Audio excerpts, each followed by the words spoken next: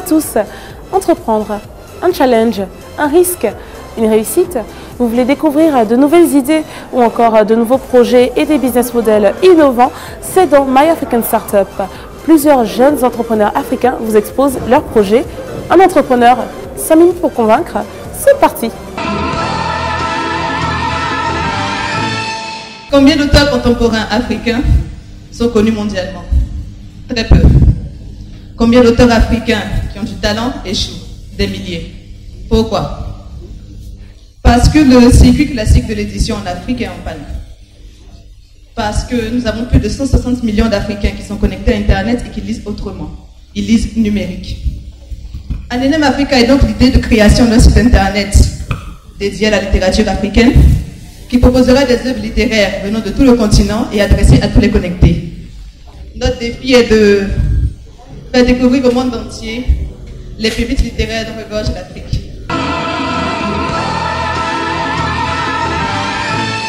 Donc le but, c'est de créer une plateforme où les livres des auteurs africains seront disponibles. Où en êtes-vous alors de la création de cette plateforme? Nous sommes en train d'achever la phase de conception et là nous démarrons la phase de recherche de partenariat, des fondations culturelles, des structures qui peuvent être intéressées par l'idée et aussi la mobilisation des financements.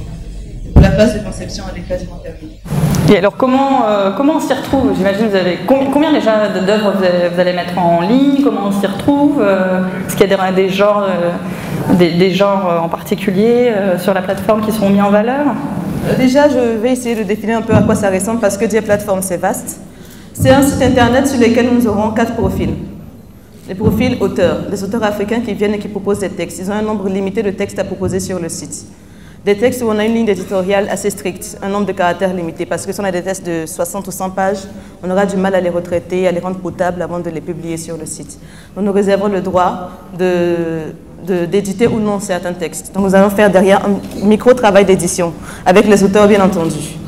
Ensuite, nous avons le profil éditeur, des éditeurs qui sont à la chasse au talent, qui ont envie de découvrir les auteurs africains et tout, qui viendront sur le site.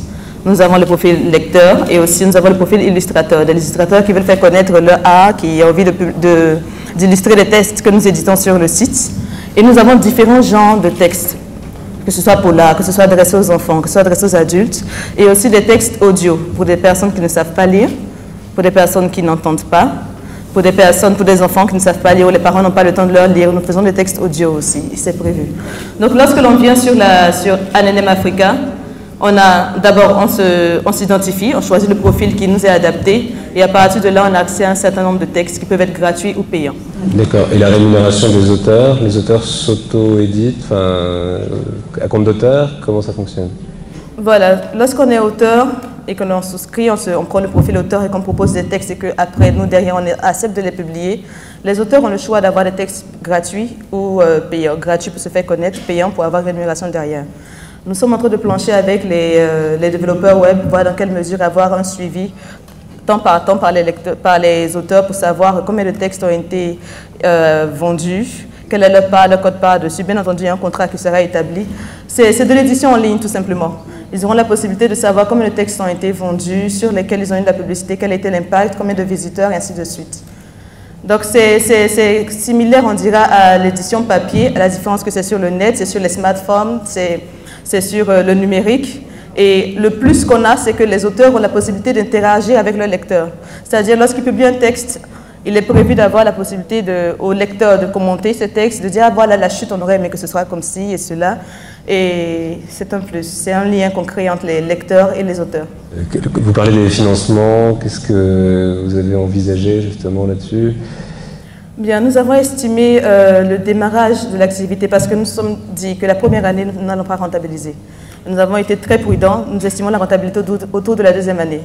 Donc, du démarrage jusqu'à cette phase de rentabilité, c'est-à-dire l'atteinte du seuil de rentabilité, nous avons besoin d'un financement de 40 millions de francs CFA, répartis comme suit.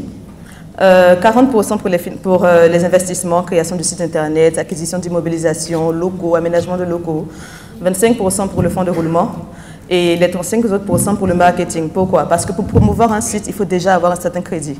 Il faut se faire connaître, il faut aller vers les écrivains, il faut les assurer qu'on ne va pas détourner leurs œuvres, il faut aussi avoir un bon bagage juridique derrière, avoir une bonne équipe un bon conseiller juridique qui pourra nous aider à établir des contrats corrects.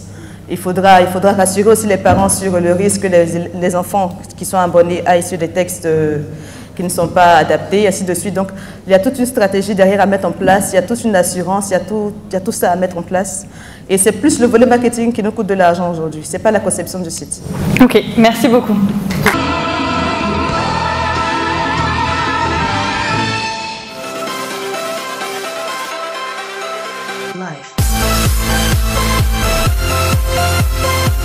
Merci beaucoup, c'est la fin de cette émission. Si vous souhaitez participer, vous pouvez envoyer un dossier à My African Startup et retrouvez-nous sur le site myafricanstartup.com.